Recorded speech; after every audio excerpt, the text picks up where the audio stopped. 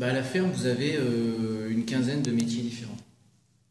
Ça démarre des cultures, ça passe par l'élevage, l'insémination. Il y a donc en fromagerie déjà, vous voyez le nombre de postes qui peuvent exister. Il y a quelqu'un qui s'occupe de la partie forêt. Au début, c'était une ferme à dominante céréalière, mais je parle de ça au début du siècle. On est dans le nord de la Petite Beauce.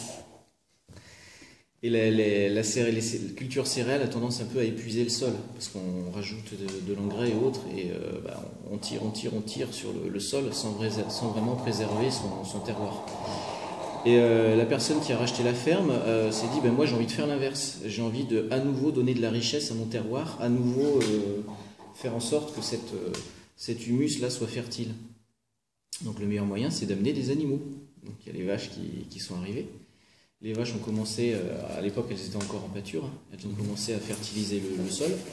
Puis une fois qu'on a les vaches, il y a du lait. Donc le lait, il faut bien en faire quelque chose. Donc au début, ça a surtout été une commercialisation de lait frais. Avec, à l'époque, il y en avait encore beaucoup dans la région parisienne, parce que toutes les technologies actuelles n'existaient pas. Et il y avait la garnison militaire de Rambouillet. D'accord. Donc ça faisait des belles retombées pour la production de lait. Puis après, l'arrivée du lait UHT, ça a un peu mis à mal cette filière-là. Donc la personne s'est dit, là maintenant, je vais faire du fromage. Et c'est comme ça qu'est née l'aventure fromagère de la ferme. Et depuis, elle ne s'est pas arrêtée. Toujours avec cette volonté de travailler le produit du brin d'herbe quasiment, du brin de luzerne, jusqu'au consommateur. D'où l'appellation fermière. C'est vrai qu'aujourd'hui, on n'est plus beaucoup à pouvoir le mettre sur les étiquettes. Ça commence à devenir denrée rare. Un peu. Donc on fait tout pour préserver ça. Les vaches, il y a eu une vingtaine d'années et les chèvres sont arrivées en 2000. Donc on va bientôt avoir 15 ans d'existence sur le fromage de chèvre. Et on s'est servi de notre savoir-faire pâte molle, caillé à dominante présure sur les vaches, et on l'a adapté au fromage de chèvre. C'est pour ça que nos chèvres sont aussi des pâtes molles et des caillés à dominante présure, donc très onctueux. Des chèvres qui vont devenir crémeux en s'affinant.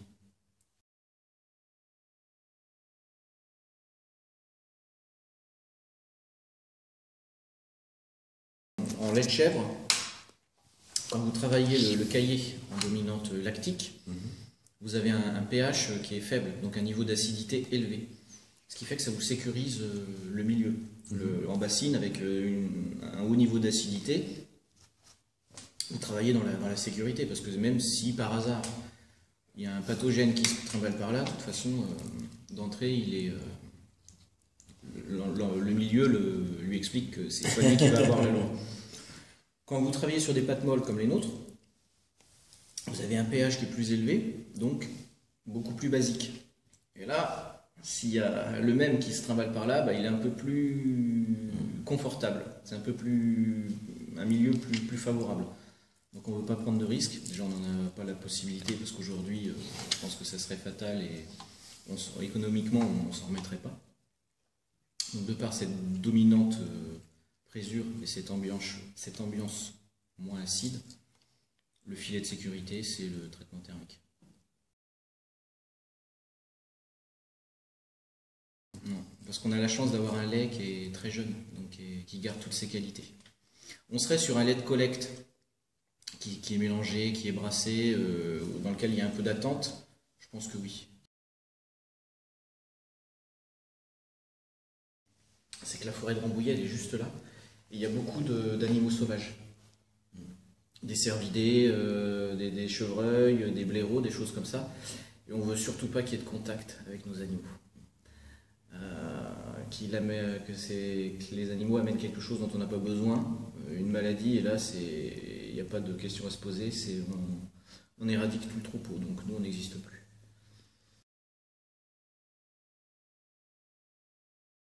Toutes nos parcelles sont utilisées pour nos fourrages ou les céréales. C'est-à-dire qu'on n'est pas complètement autonome en termes d'alimentation, mais il y en a une grosse partie qu'on utilise pour les cultures. En face, là, en sortant de la ferme, c'est ce qu'on appelle une luzernière. Donc on a aussi une dominante luzerne. La luzerne, c'est une plante qui pousse. Vous faites une première coupe et elle repousse par elle-même. Donc dans la région, on arrive en moyenne à 3 coupes annuelles. Les bonnes années, on arrive à en faire 4. Donc là, quand on en fait 4, c'est bien parce que ça, du coup, ça vous rend un peu moins dépendant d'achats extérieurs. Et la luzerne a un autre avantage, c'est que là, c'est le bon exemple. En période hivernale, une fois que vous avez fait votre coupe, donc il y a une petite partie aérienne qui reste, mais toute la partie racinaire, ce qui se trouve en dehors du sol, va piéger l'azote. Donc vous maintenez l'azote à disposition, vous ne le perdez plus. Une plante traditionnelle ou une zone où il n'y a pas de couverture hivernale, l'azote part dans la nappe phréatique de manière naturelle, avec les ruissellements et l'eau, tandis que là, grâce à la luzerne, vous l'avez piégé. Ce qui fait qu'au retour de la saison suivante, la période qu'on est en train de vivre, ça repart automatiquement, puisque vous avez déjà l'énergie nécessaire à la plante à disposition. La grande révolution aussi, c'est qu'on a arrêté les labours profonds. Donc tout ce terroir, ces terrains, ces terres qu'on dispose, il ne fallait surtout pas les casser, toute la fermentation qui était en place. Donc tous les vers de terre, les petits champignons, les protozoaires, les choses comme ça qui naturellement viennent aérer le sol. Et ce qui fait qu'on a nos pâtures, enfin nos parcelles qui nous le rendent bien après en matière de céréales ou de fourrage. On veut surtout préserver, c'est tout ça. Donc tout ce qui permet de l'aérer naturellement, de le faire vivre. Et c'est ce qui, on le récupérera d'autant plus dans les céréales et les fourrages, sans apport extérieur type engrais et autres. Donc le fait de ne pas labourer en profondeur, ça préserve cette vie. On ne soupçonne pas, mais alors je ne veux pas dire de bêtises, mais il me semble que en masse, les vers de terre, c'est la population animale la plus présente sur Terre. Alors que c'est invisible quelque part. Et donc c'est une forme de fermentation. Le métier de fermier aujourd'hui, c'est beaucoup de choses autour d'une fermentation. Le fromage, l'évolution du lait, est une forme de fermentation. Ça passe par les sols, la conservation des fourrages, le méthaniseur dont on a parlé, l'animal en lui-même, le rumen, c'est une fermentation. Le fromage, je vous l'ai dit. Et là, quand vous êtes arrivé, vous êtes passé sur une petite rivière qui s'appelle la Maltorne. Et nous aussi, donc une fromagerie consomme beaucoup d'eau et beaucoup de chaleur. La chaleur, on en a parlé. Mais l'eau également, on se doit de redonner l'eau de la même qualité qu'on l'a perçue. Donc on a notre propre station d'épuration.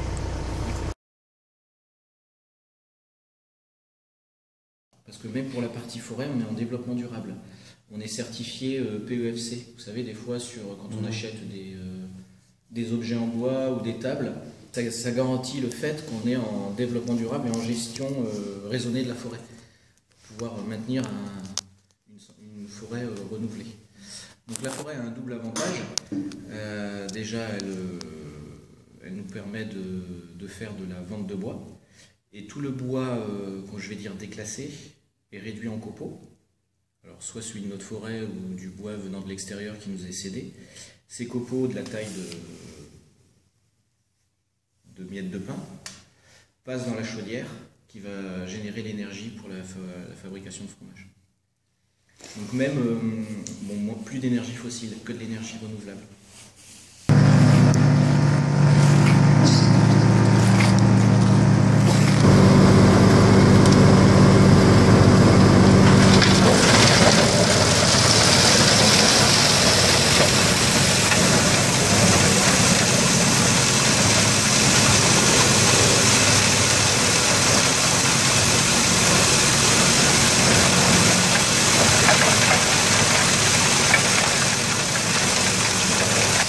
Brésilien, on a ce côté sympa.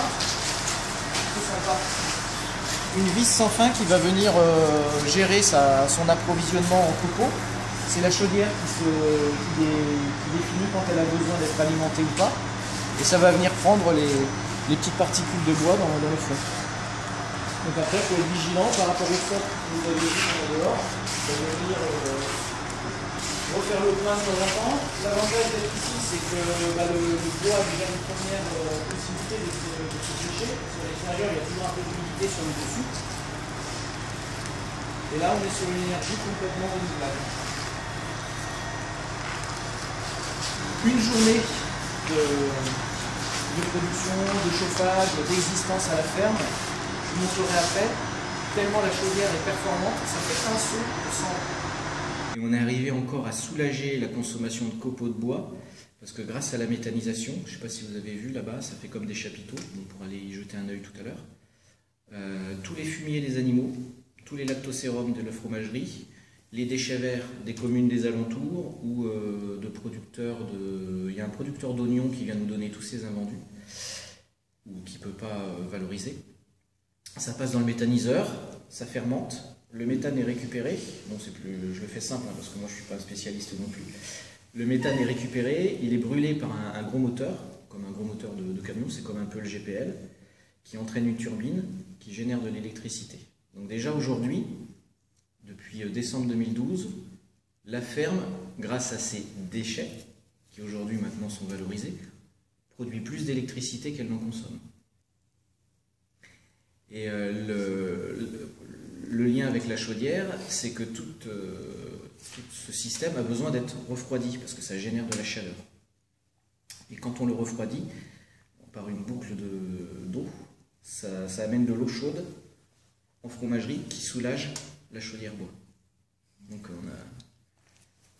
c'est quelque chose d'assez exceptionnel. Et c'est même étonnant qu'on n'y ait pas pensé avant en France, que la méthanisation ne soit pas plus développée.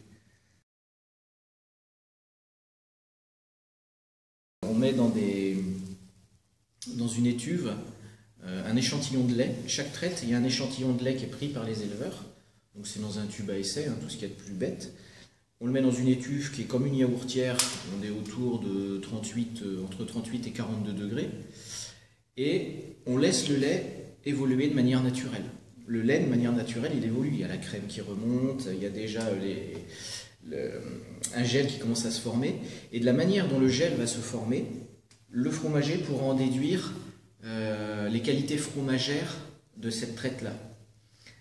Soit c'est quelque chose d'assez compact, un peu où il y a quand même déjà du lactosérum qui ressort. Donc là, vous vous dites qu'il y a quelque chose d'assez homogène, ou parce que la matière grasse ou la matière protéique ont un peu varié. Vous avez un caillé, un gel qui se forme de manière un peu plus marbrée. Et là, le fromager sait qu'il devra travailler différemment en cuve. Et ça, c'est une indication qu'il a systématiquement après chaque traite. C'est une sorte de passage de témoin entre l'éleveur qui a le lait vers le fromager qui continuera l'aventure pour son travail en bassine. Donc là, on n'est pas encore en fromagerie. Le lait, les tanks extérieurs, vous les avez vus. Donc vous avez vu la distance entre la salle de traite et les tanks. La chèvrerie est derrière. Donc quand je vous dis bonjour. Ça va ? Moi je suis dévoué. Toute l'équipe de la fromagerie Beaufils. Denis, un des responsables fromagerie. Le lait, nous on ne va pas le chercher en camion, il arrive directement de la salle de traite à la fromagerie. Soit on est encore là obligé d'utiliser de l'énergie, c'est-à-dire qu'on fait un appel de lait, parce que la salle de traite vache est en aval par rapport à la fromagerie, donc il faut le faire remonter. Ou alors on utilise la pente naturelle, c'est le cas de la chèvrerie qui est plus haute. Donc le lactoduc souterrain, le lait arrive à la fromagerie sans besoin d'énergie. Le lait, on peut le passer en fabrication relativement tôt. Et ça, c'est vraiment un avantage quand on est fermier, c'est qu'on a notre lait de nos animaux à disposition. La présure, c'est ce qui permet de figer le lait, de faire le gel, et ensuite, quand on le décaille, de passer au moulage. Toutes nos présures sont encore animales. Que ce soit en présure bovine pour la fabrication des fromages au lait de vache, ou des présures caprines pour les fromages au lait de chèvre. Et je crois avoir entendu dire qu'il n'y a pareil, là aussi bientôt, il n'y a plus qu'un seul fabricant de présure animale en France.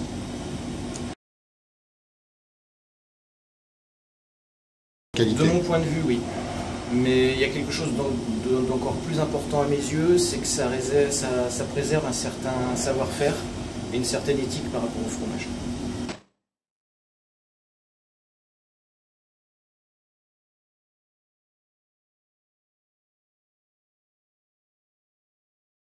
Par contre, on va rester à l'extérieur parce qu'il y a la cendre et le pénicillium qu'il ne faut pas faire ressortir. Mais les petits bleus de chèvre ou le persillé que vous connaissez, donc là c'est encore très jeune, hein. Là, on voit, il y a une dominante un peu plus foncée, c'est simplement parce que la cendre, il y a encore beaucoup d'humidité dans le fromage, donc la cendre absorbe l'humidité. C'est pas encore ce joli gris souris que vous connaissez.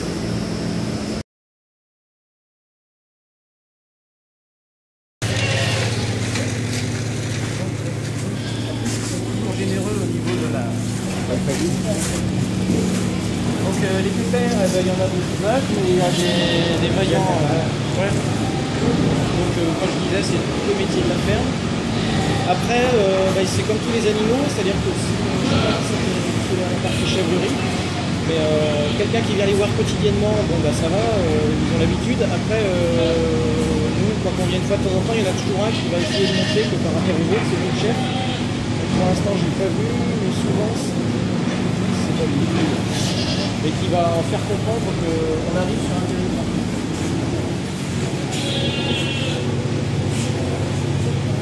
Voilà.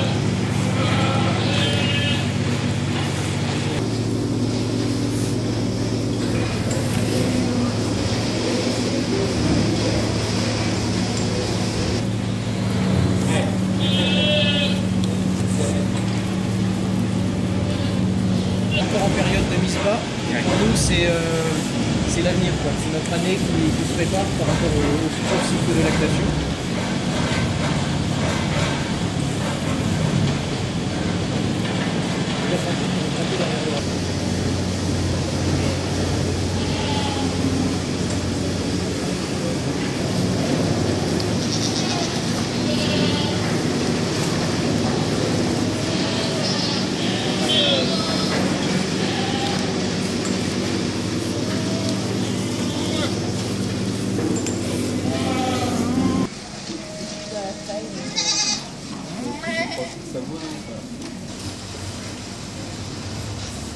Par exemple, ceux qui ont une page un coup de touche vert,